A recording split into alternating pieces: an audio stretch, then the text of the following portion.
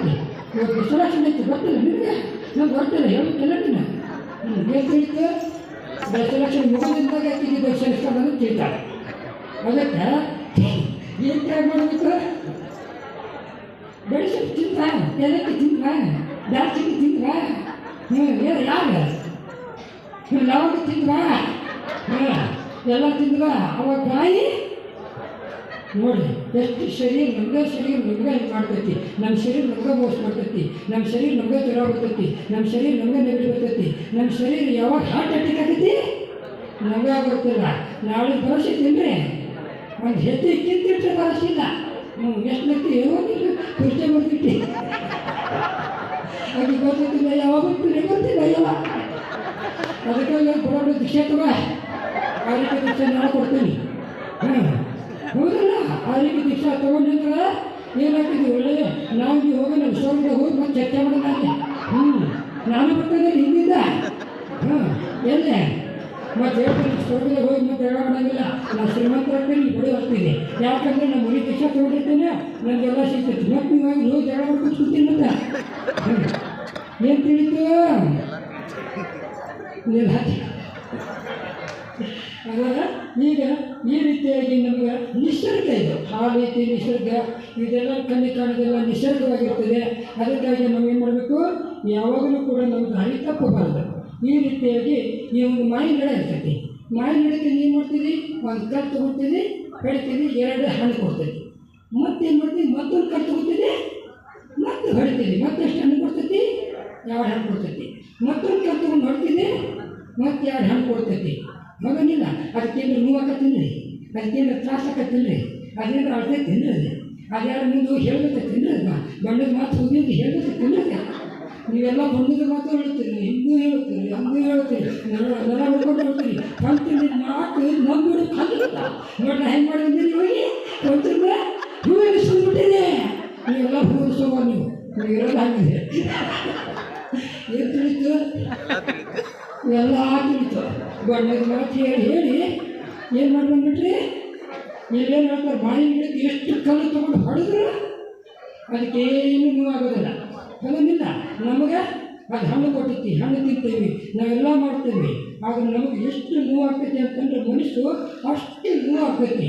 ಅದಕ್ಕೆ ನಾವು ಇಂಥ ಧರ್ಮ ಚರ್ಚೆ ಮಾಡಿದರೆ ನೋವು ಕಡಿಮೆ ಆಗ್ತೈತಿ, ಇಂಥ ಧರ್ಮ ಚರ್ಚೆ ಮಾಡಿದರೆ ರಾಗದೇಶ ಕಡಿಮೆ ಆಗ್ತೈತಿ, ಇಂಥ ಧರ್ಮ ಚರ್ಚೆ ಮಾಡಿದರೆ ನೋಡಿ ನೀವು ಎಷ್ಟು ಜನ ಬಂದಿರಿ. ಇಲ್ಲೇನು ಪತ್ರಿಕೆ ಹಂಚಿಲ್ಲ, ಏನು ಹಂಚಿಲ್ಲ, ಇಲ್ಲಿ ಎಷ್ಟು ಚೆನ್ನಾಗಿ ಬರಾಕತ್ತೀರಿ. ನೀವು ಯಾಕೆ ಬರಾಕತ್ತೀರಿ? ನಾವು ಪುಣ್ಯ ಸಾಗರಾಗ ನಾವು ಆ ರೀತಿ ದೀಕ್ಷೆ ತೊಗೊಳ್ಳೋಣ ತಿಳ್ಬರಾಕತ್ತೀರಿ. ನೋಡಿ ಜನರು ಗೊತ್ತಿಲ್ಲ, ನಾ ಎಲ್ಲಿ ಇರ್ತೀನಿ ಹಾಗೆ ಕಾಯಿ ಬರ್ತಾ ಇರ್ತಾರೆ. ರಾಮ್ ಶೆಟ್ಟಿಯರಾಗಲಿ, ಇವರೆಲ್ಲ ನಮ್ಮ ಧರ್ಮೇಂದ್ರ ಜೋಡಿಯರಾಗಲಿ, ಅವರು ನಮ್ಮ ಬಿರ್ಕರಾಗಲಿ, ಇವರೆಲ್ಲರೂ ಕಾಯಿ ಬರ್ತಾ ಇರ್ತಾರೆ. ನಮ್ಮ ಆಯುರವರು ಎಲ್ಲಿದ್ದರೂ ಬಂದು ಒಂದು ನೇಮ್ ತೊಗೊಂಡ್ಬಿಟ್ರೆ, ಮಹಾರಾಜ ನಿಮ್ಗೆ ಯಾರು ಕೊಡಂತ ನನಗೆ ಸಮಾಧಾನ ಆಗಿದೆ ಅಂತೇಳಿ ಕಮ್ಮಿ ಅಂತ ಎಲ್ಲ ಚಾತುರ್ಮಾಸದಲ್ಲಿ ಪರಿವಾರ ಕ್ಷೇತ್ರ ಬಂದು ಆಡ್ಕೊಡ್ತಾರೆ. ಅಜಿತ್ ಕರ್ಗಟ್ಟಿಯವರು ನಿಯಮ ಮಾಡ್ಕೊಂಡ್ಬಿಟ್ರೆ ಏನಂತ, ಮಹಾರಾಜರ ನೀನು ಹುಬ್ಬಳ್ಳಿಯಲ್ಲಿ ಚಾತುರ್ಮಾಸಾಗಿತ್ತು, ನಾನು ಸುಮ್ಮನೆ ಕೂತಿದ್ದೆ, ನನ್ನ ಪಿಂಚಿ ಪರಿವರ್ತನೆ ಆಯಿತು, ಮಹಾರಾಜ ನಾನು ತ್ಯಾಗ ಮಾಡ್ಬೇಕಂತೀನಿ, ಏನು ಮಾಡಬೇಕು ಅಂತ ಕೇಳಿದೆ. ಇಲ್ಲ ನಾನು ವರ್ಷ ಪಿಂಚಿನ ಮಾಡ್ಕೊಡ್ತೇನೆ ಅಂತಂದ್ರೆ ನಾನು ಸುಮ್ಮನೆ ಕೂತಿದ್ದೆ. ಆಯ್ತಪ್ಪ ಅಂತ ಇಷ್ಟ ಹೇಳಿದೆ. ನಾನು ಯಾವಾಗಲೂ ಕೇಳೋದಿಲ್ಲ, ನೀ ಪಿಚ್ಚೆ ಕೊಡು, ನೀ ಕಮ್ಮನ್ನು ಕೊಡು, ನೀ ಅದನ್ನು ಕೊಡು, ನೀ ಇದನ್ನು ಕೊಡು. ಒಂದು ಹೋಗುತ್ತೆ ನನ್ನ ಸಲಾಗಿ ತರಿಸಂಗಿಲ್ಲ, ಒಂದು ಕಡ್ಡಿ ಪುಡಿ ಸಲಾಗಿ ನನ್ನ ಸಲಾಗಿ ತರಿಸ್ತೀನಿ ಅಂದರೆ ಏನೂ ತರಿಸಂಗಿಲ್ಲ. ಎಲ್ಲ ನಿಮ್ಗೆ ಆಶೀರ್ವಾದ ಮಾಡ್ತೀನಿ, ನನಗೇನು ತರಿಸೋದಿಲ್ಲ. ನೋಡ್ಬೇಕಲ್ಲಿ ಪರೀಕ್ಷೆ ಮಾಡಿ ಯಾವಾಗ ತರಿಸ್ತೀನಿ ನಿಮ್ಮ ಕಡೆಯಿಂದ ಏನೂ ತರಿಸೋದಿಲ್ಲ, ಒಂದು ಎಣ್ಣೆ ಸತ್ತಿ ತರಿಸಂಗಿಲ್ಲ, ಏನೂ ತರಿಸಂಗಿಲ್ಲ. ಹಂಗೆ ನಮ್ಮ ಇವ್ರು ಬಂದು ಮಹಾರಾಜ ನೀವು ನಮೀಸಾಗರ ನೀವು ಎಲ್ಲಿ ಇದ್ದರೂ ಕೂಡ ನಾನು ಪಿಂಚಿ ಕೊಡ್ತೇನೆ ಅಂತೇಳಿ ಎಷ್ಟು ಒಂದು 14 ವರ್ಷ ಆಯಿತು ನಿರಂತರ. ಎಷ್ಟು ವರ್ಷ? 14 ವರ್ಷ. ನಾನು ಅವರೆಲ್ಲ ನೀವು ದುರ್ಗಾಗಿರಲಿ, ನೀವೆಲ್ಲರೂ ಇರಲಿ, ನಾನು ಬಂದು ಕೊಡ್ತೇನೆ ಅಂತೇಳಿ. ಆಯ್ತಪ್ಪ ಅಂತ ಇಷ್ಟೇ ಹೇಳಿದೆ. ಅವತ್ತಿನ ಪೂರ ಎಲ್ಲ ಜನಕ್ಕೆ ಆಹಾರಕ್ಕೆ ಎಲ್ಲ ಇದಕ್ಕಂತಾರೆ ತ್ಯಾಗ. ಏನಂತ ಇಂಥ ತ್ಯಾಗಿದೆ ನೋಡಿ, ಭಾಳ ಚೆನ್ನಾಗಿ ತ್ಯಾಗಿದೆ.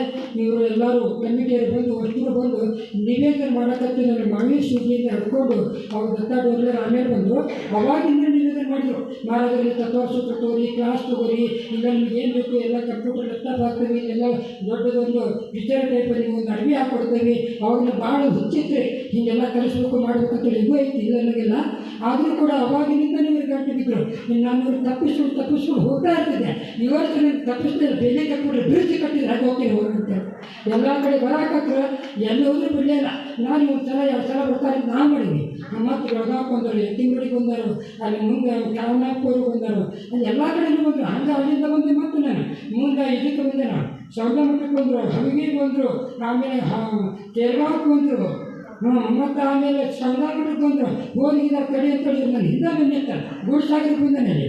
ಅಲ್ಲಿ ಬಂದರೆ ಮತ್ತೆ ಇವರು ಬಿಡೋದು ಅಂತೇಳಿ ಹಾಳಾಗ್ಬಿಟ್ಟೆ ನಾನು. ಇನ್ನು ಅದಕ್ಕಂತಾರೆ ತ್ಯಾಗ. ನೋಡಿ ಇಷ್ಟೆಲ್ಲ ತ್ಯಾಗ ಮಾಡಿದ್ದಕ್ಕೆ ನಾನು ಬಂದೇನಿ. ಭಾಳ ಖುಷಿಯಾಗೈತಿ. ಆದರೆ ಇನ್ನೂ ಪ್ರವಚನ ನಿಮಗೆ ಆಮೇಲೆ ಮಾಡೋಣ. ರಾಗದಲ್ಲಿ ಸುಖ ಇಲ್ಲ, ತ್ಯಾಗದಲ್ಲಿ ಸುಖ ಇದೆ. ಅದಕ್ಕೆ ರಾಜ ಹೋದರ ಜಂಗ ಇದ್ದ ರಾಣಿ ಅಲ್ಲಿ ಅವರ ರಾಣಿ ಇರ್ತಾಳೆ, ಅವರಿಬ್ಬರು ಗಂಡ ಹೆಂಡತಿ ಇರ್ತಾರೆ.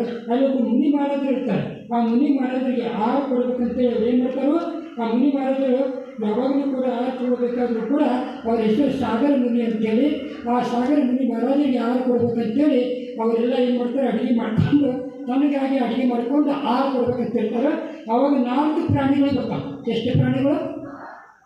ಆ 4 ಪ್ರಾಣಿ ಯಾವಾಗ ಅಂತಂದ್ರೆ ನಿಮ್ಗೆ ಗೊತ್ತು. ಸಿಂಹ, ಆಮೇಲೆ ಮುಂಗಸ, ಆಮೇಲೆ ಮಂಗ, ಆಮೇಲೆ ಹಂದಿ.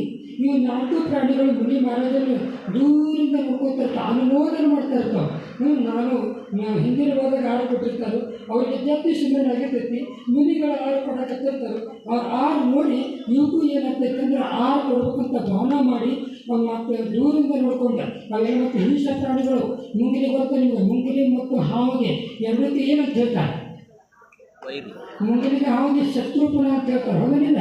ಮುಂಗಿಲಿನ ಬಿಡಂಗಿಲ್ಲ, ಹಾವನ್ನೂ ಬಿಡಂಗಿಲ್ಲ. ಅದೊಂದು ಹಾಡು ಐತಿಲ್ಲ. ಅದು ಏನದು ಹಾಡು ಹೇಳಿಲ್ಲ? ಗೊತ್ತಿಲ್ಲ ಹಾಡು ನಿಮಗೆ? ಮುಂಗಿಲಿ ಕೇಳಿದ್ದು ಸುಳ್ಳಾಗಬಹುದು.